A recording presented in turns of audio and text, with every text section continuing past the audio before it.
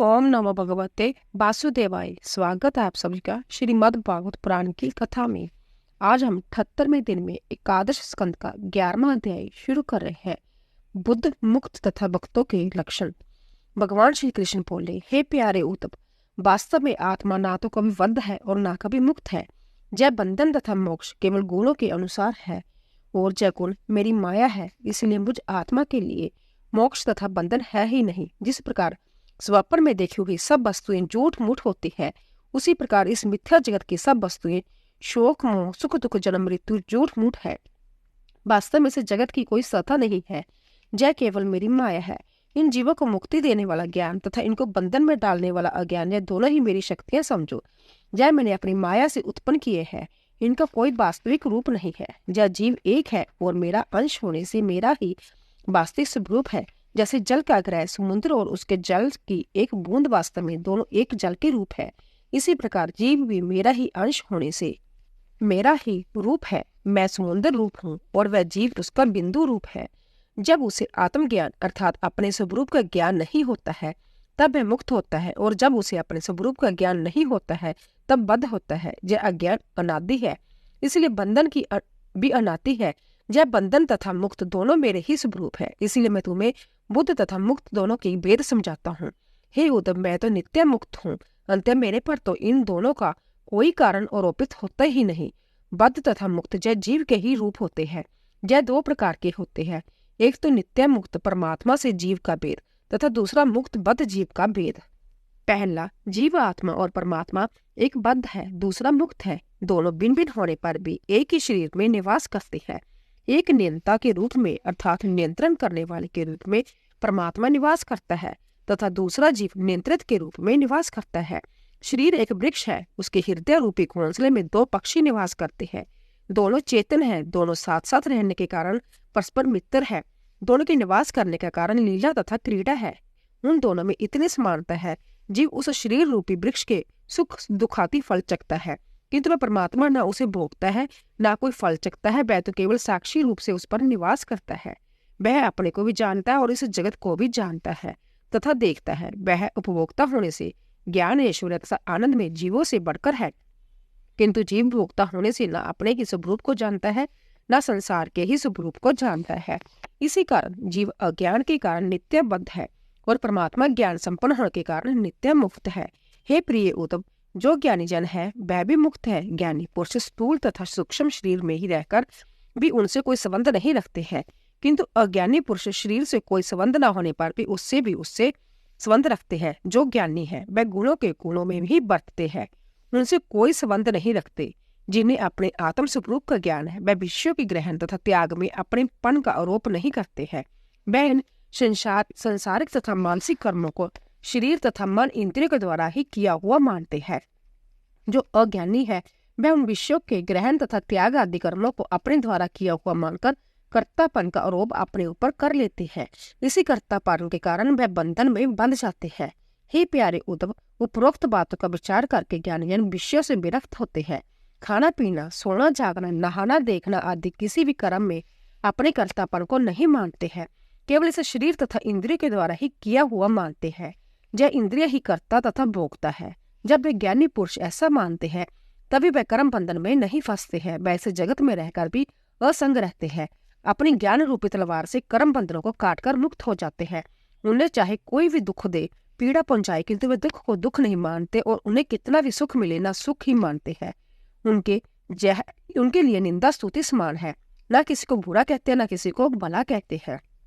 अपने आत्मानंद में ही सदा मगन रहते हैं तथा जड़ व मूर्ख की भांति जगत में विचरते रहते हैं। हे उद्धव, जो मनुष्य वेदों का ज्ञाता है किंतु ब्रह्म ज्ञान से रहित है, उसका परिचय तो ऐसे ही है जैसे बिना दूध वाली गाय, स्वेच्छाचारिणी स्त्री, पराधीन शरीर, दुष्ट पुत्र, उत्तम पात्र को न दिया जाने वाला दान तथा मिठास रहित वाणी व्यर्थ है। इन वस्तुओं के रखने से दुख में अतिरिक्त सुख कभी प्राप्त नहीं हो सकता। हे प्यारे उद्धव, जिस वाणी से मेरे गुण तथा लीलाओं का वर्णन नहीं होता है वह वाणी व्यर्थ है। मेरे आश्रय रहकर मेरे लिए ही कर्म करे तथा मेरे गुणों का जशोगान करे। हे उद्धव, भक्ति सत्संग होती है, जिसे भक्ति प्राप्त हो जाती है वह मुझे प्राप्त कर लेता है। उद्धव जी बोले, हे भगवान, आप ही परम ब्रह्म है, आप ही आदि कारक है, चराचर जगत के स्वामी आप ही हैं। उपदेशकर्ताओं में श्रेष्ठ तथा इस जगत की उत्पत्ति, स्थिति तथा लय करने वाले आप ही हैं। आप मुझे भक्ति और भक्त का भेद बतलाइए। आप भक्त वत्सल हैं, अंत आप ही इसका भेद बताने में समर्थ है। श्री कृष्णचंद्र भगवान बोले, हे उद्धव, मेरा भक्त बैर रहित कृपा तथा दया की मूर्ति होता है। जब पाप रहित तथा सत्यावर्ती होता है, उसे केवल मेरा भरोसा रहता है। परोपकार तथा दूसरों के सम्मान में रत रहता है। मेरे गुण तथा कीर्तन यशगान में संभ्य रत रहता है तथा दूसरों को समझाने में चतुर होता है। उसका अंतकरण शुद्ध, सरल तथा भावुक होता है। जो अनन्य भाव से मेरी आराधना करता है, वे ही मेरा परम भक्त है। हे प्यारे उद्धव, अब मैं तुम्हें अपनी भक्ति प्राप्ति की विधि बताता हूँ। मेरी मूर्ति स्थापना करके उसकी पूजा, सेवा, सुरक्षा तथा स्तुति करे। नित्य मेरे गुणों का कीर्तन करे। दया भाव से मेरी आराधना करे। जन्माष्टमी, रामनवमी आदि पूर्वों पर व्रत विधि तथा कीर्तन, भजन, नाच गान आदि का आयोजन करे। मेरी रथ यात्रा आदि निकाले। यदि संभव न कर सके तो दूसरों की सहायता से करे। मेरे मंदिर को जाड़े, बुहारे, धोवे तथा लीपे पोते। नित्य घृत का दीपक रखे, आरती करे। मेरे निमित्त मंदिर, वाटिका, कूप तथा जलाशय बनावे। कभी दम्भ तथा अभिमान न करे। मेरे चढ़े हुए दीपक माला तथा धन को अपने कार्य में न लावे। सर्व सब मेरे समर्पित कर दे। सूर्य, अग्नि, ब्राह्मण, गौ, वैष्णव, आकाश, वायु, जल, पृथ्वी, आत्मा तथा सब प्राणी मेरी पूजा के स्थान पर माने गए हैं। वैद मंत्रों द्वारा इनमें मेरी पूजा करनी चाहिए। मैं सभी में आत्मा के रूप में विराजमान हूँ। मेरे चतुर्भुज स्वरूप का ध्यान करना चाहिए। मेरे प्यारे उद्धव, सत्संग तथा भक्ति योग दोनों का ही साथ साथ साधन करना चाहिए। इन दोनों मार्गों के अतिरिक्त इस भवसागर से पार जाने का और कोई मार्ग नहीं है। संत पुरुष मेरे आश्रय है और मैं उन संत पुरुषों के आश्रय हूँ। मैं सदैव उनके निकट रहता हूँ। मेरे भक्तों में श्रेष्ठ उद्धव, मैंने तुम्हें प्रवर्तित तथा निवर्तित दोनों मार्गों को भेद बता दिया है। अब मैं तुम्हें एक गृहोत्तम से रहस्य बताऊंगा। तुम मेरे प्रिय सेवक तथा परम भक्त हो और मेरे बचपन के प्रिय सखा हो और जिज्ञासु हो। 12वां अध्याय, सत्संग की महिमा का वर्णन। सत्संग की महिमा अमित, कहाँ कहूँ अधुराए। शेष गणेश महेश हूँ, पार ना पायो दाए। भगवान श्री कृष्णचंद्र जी बोले, हे प्यारे उद्धव, सत्संग के द्वारा जगत की आसक्तियां नष्ट हो जाती है। जैसा उत्तम साधन योग, संख्या योग, समुदाय योग तथा धर्म पालन में भी नहीं है, जैसा मुझे वश में करने का फल साधन सत्संग में है। जहां तक कि व्रत, जग, तीर्थ तथा जम नियम भी मुझे वश में करने में समर्थ नहीं है। यह सत्संग ही जुगों जुगों में उत्तम माना गया है। इसी सत्संग का आश्रय लेकर शूद्र, पापी, चंडालों ने तथा स्त्रियों ने भी मुझे प्राप्त कर लिया है। बत्रासुर, दैत्य, प्रहलाद, वृषपर्वा, बलि, बाणासुर, मैद, दानव, विभीषण, सुग्रीव, हनुमान आदि सभी ने सत्संग के प्रभाव से मुझे प्राप्त किया है। हे प्यारे उद्धव, वह ना तो वेदों को बचते थे और ना ही उन्होंने कोई व्रत उपासना ही की थी और ना कोई तपस्या ही की थी। केवल सत्संग से ही मुझे प्राप्त कर लिया था।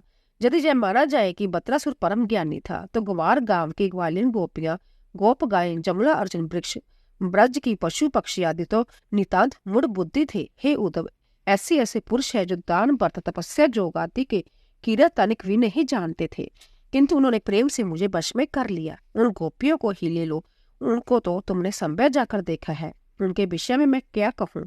जिस समय मैं ब्रिज से मथुरा चला आया था, उस समय उनकी क्या दशा थी, वह तो तुमने संभय जाकर देखी है।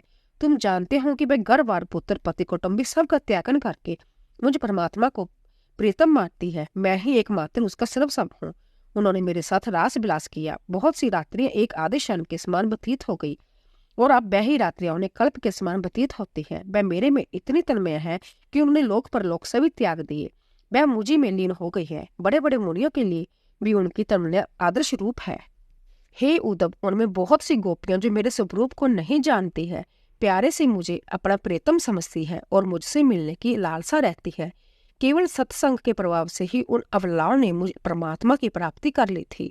हे उद्धव, वह गोपियां मुझसे किसी भी भाव से प्रेम करती हो, किंतु मैं तो वही हूँ जो वास्तव में हूँ। इसीलिए उद्धव, अब तुम शास्त्रोक्त विधि तथा निषेध के चक्कर में मत पड़ो।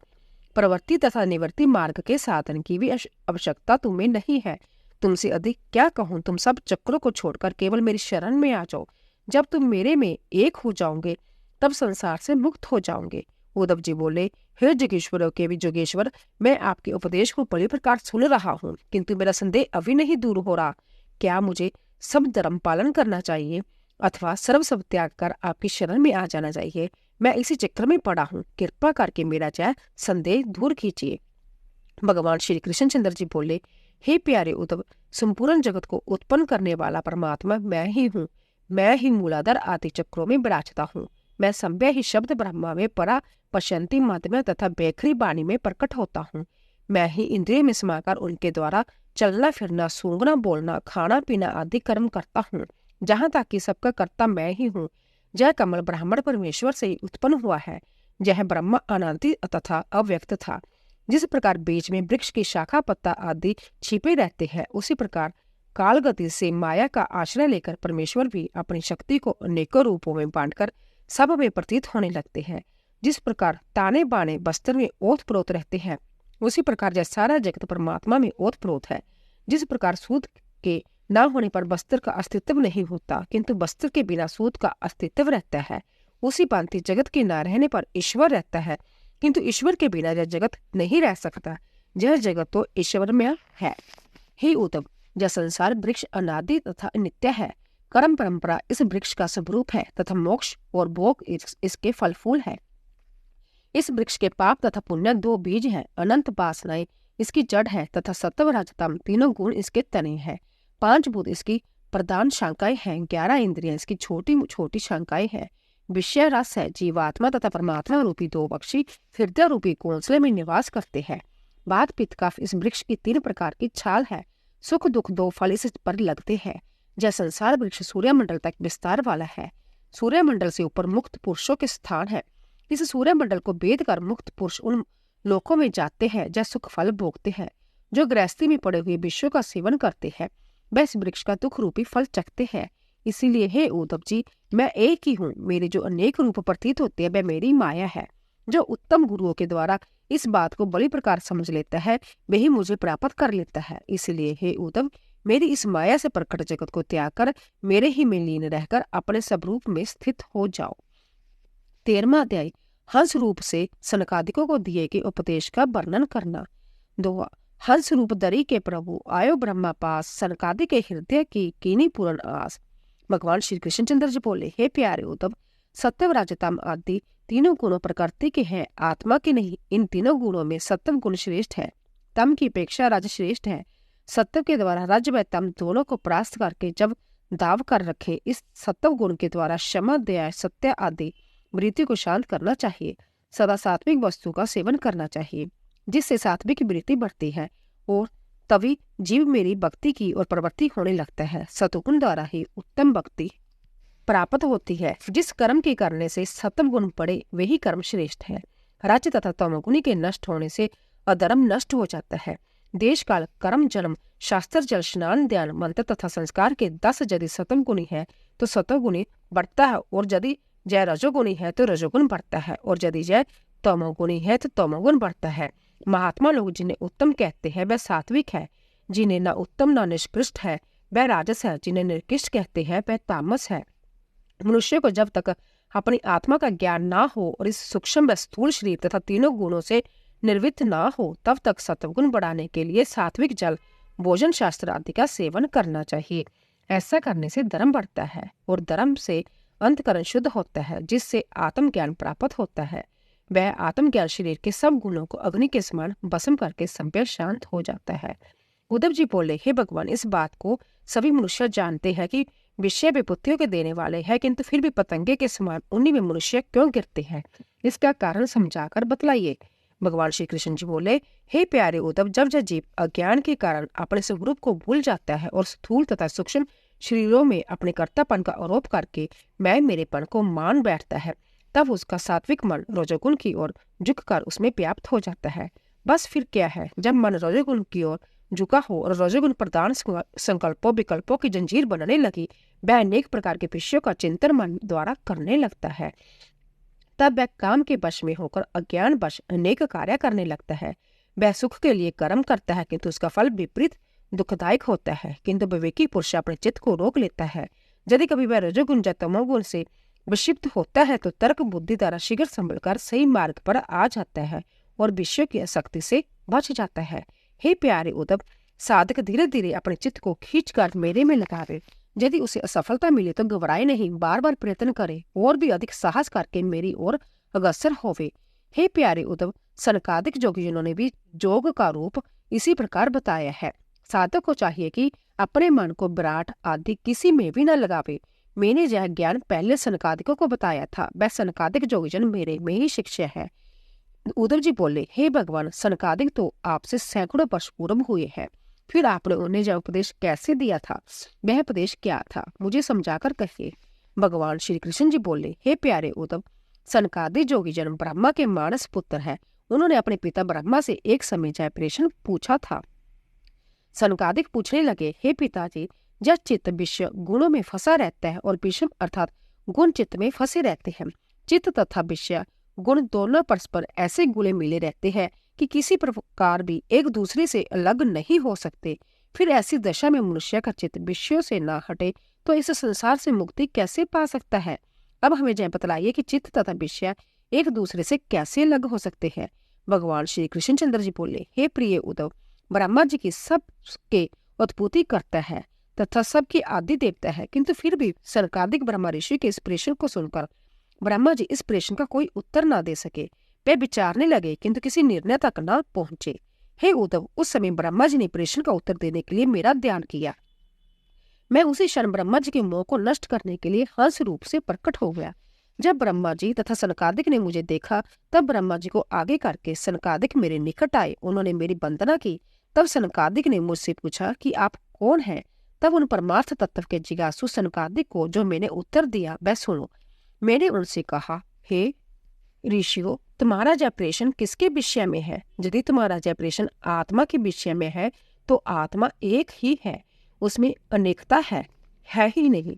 तब उस आत्मा के विषय में यह प्रश्न करना कि तुम कौन हो, किस प्रकार भी नहीं बन सकता, क्योंकि जो आत्मा तुम में है वही मुझ में है। आत्मा एक होने से दूसरा बाप उत्पन्न नहीं होता। फिर तुम कौन हो, यह प्रश्न निरर्थक ही है। तुम कौन हो, इस प्रश्न में द्वैत भाव पाया जाता है। किसी दूसरे के लिए ही कह सकते हैं कि तुम कौन हो।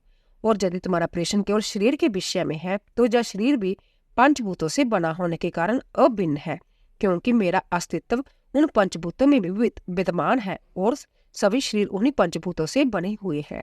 इसलिए तुम कौन हो यह प्रश्न केवल शब्द मात्र होने से निरर्थक है। तत्व दृष्टि से तुम लोगों को यह समझना चाहिए कि मन, वाणी, दृष्टि तथा अन्य इंद्रियों से जो कुछ भी प्रतीत होता है वह सब मैं ही हूँ।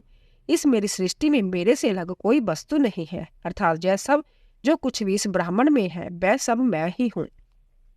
हे प्रिय सनकादिकों, तुम्हारा यह प्रश्न अति उत्तम है कि चित्त विषयों में फंसा रहता है और विषय चित्त में फंसे रहते हैं। इन दोनों का परस्पर ऐसा समावेश है कि यह कभी अलग अलग नहीं हो सकते, किंतु यह दोनों साथ साथ बने रहे उससे क्या होता है? जब चित्त तथा गुण का जीव से कोई संबंध ही नहीं, ना तो चित्त तथा गुण विषय जीव के स्वभाव है और ना ही उसका रूप है। चित्त तथा विषयों का संबंध तो शरीर मात्र से ही है, उस जीव से कोई संबंध नहीं है। चित्त तथा विषय तो अज्ञान से उत्पन्न शरीर की उपाधि ही है। जीव मेरा स्वरूप है। विषयों में चित्त के निरंतर तल्लीन रहने से चित्त विषयों में घुस गया है। चित्त और विषय तदपर अर्थात दोनों एक रूप हो गए हैं। गुण अर्थात विषय भी चित्त ही से उत्पन्न होते हैं। इसलिए चित्त तथा विषय गुण दोनों को ही त्याग कर अपने शुद्ध स्वरूप को मेरा ही स्वरूप समझकर चित्त तथा विषय दोनों से अलग हो जाना चाहिए। चित्त तथा गुण किसी भी प्रकार रहे अथवा ना रहे, वो उनका जीव से कोई संबंध नहीं है।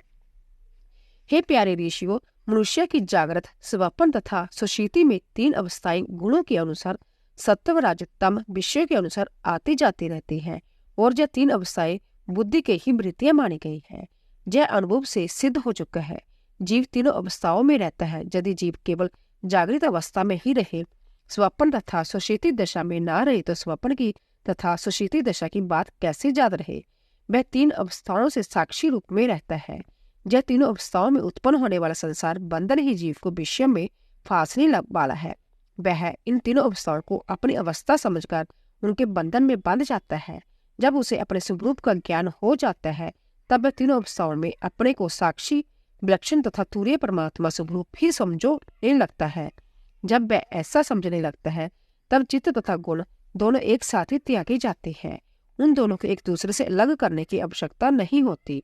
जब तक मनुष्य की नाना प्रकार की भ्रांतियां नष्ट नहीं हो जाती, जब तक वह जागृत होते हुए भी सोए के समान है, तब तक अपने स्वरूप का ज्ञान करके उसमें स्थित आत्मा नहीं होती। तब तक चित्त तथा उसके विषय दूर नहीं होते। यह तो सत्य है कि आत्मा के सिवाय और कुछ भी शेष नहीं रहता है। हे ऋषियों, यह मैं पहले कह चुका हूँ कि इंद्रियों द्वारा जितना भी प्रतीत होता है, दृष्टि आती है तथा सुना जाता है, वह सब नाशवान है। उनका अस्तित्व क्षणिक होता है, उनका विनाश तथा उत्पत्ति पल पल में होता रहता है। उन सब का अनुभव जागृत अवस्था में आत्मा ही करती है। स्वप्न के समय भी वह आत्मा ही उनका अनुभव करती है और सुषुप्ति दशा में भी वह आत्मा उनका अनुभव करता है। वह एक ही आत्मा 3 अवस्थाओं में साक्षी रहकर सबका अनुभव करता है। उसे तीनों कालों की स्मृति बनी रहती है। इसीलिए जब सिद्ध होता है कि सत्व रजत तम तीनों गुणों में मन की जागृति स्वप्न तथा सुषुप्ति अवस्था होती रहती है। यह तीनों अवस्थाएं मेरी माया से मुझ में प्रतीत होती रहती है। यह मेरा दृढ़ निश्चय है। मेरे वचनों पर दृढ़ रहकर ज्ञान रूपी तलवार से अहंकार को नष्ट कर दो और उसे मत जगने दो। मुझे परमात्मा के चिंतन में ही लीन रहो। इस जगत को मेरी क्रीड़ा स्थल समझो। मैं माया का आश्रय लेकर क्रीड़ा करता हूँ। यह जगत क्या है? मेरे ही छोटे बड़े अनेक रूप है। यह मेरा जादू का खेल है। मैं जादूगर हूँ, उसे बनाता हूँ, बिगाड़ देता हूँ। इसलिए तुम लोगों को तृष्णा रहित मौन रहकर मेरी माया से बचे हुए इस जादू के खेल में अपने को नहीं भूलना चाहिए। जब एक बार मेरी माया को पार कर जाओगे तब फिर इसके भ्रम में न पड़ सकोगे। मैंने तुमसे जो कुछ भी कहा है वह सांख्य तथा योग दोनों का ही गोपनीय रहस्य है। मैं सम्य परमात्मा हूँ। तुम लोगों को तत्व ज्ञान का उपदेश देने के लिए ही जहाँ आया हूँ। हे ऋषियों, मैं योग, संख्या, सत्य, मधुर भाषण, तेज, श्री कीर्ति तथा दया और इंद्रियों को वश में करना, इन सब की परम गति हूँ, अर्थात इनका स्वामी हूँ। हे प्रिय उद्धव, मैंने सनकादि ऋषियों को उनके प्रश्न का उत्तर देकर उनका संशय दूर कर दिया। उन्होंने मेरी पूजा, स्तुति तथा वंदना की। फिर मैं अंतर्धान होकर अपने धाम को चला गया। बोलिए बांके बिहारी लाल की जय। तो दोस्तों, अगर आपको हमारी कथा पसंद आ रही हो, प्लीज ज्यादा से ज्यादा शेयर करें। आप सभी का धन्यवाद।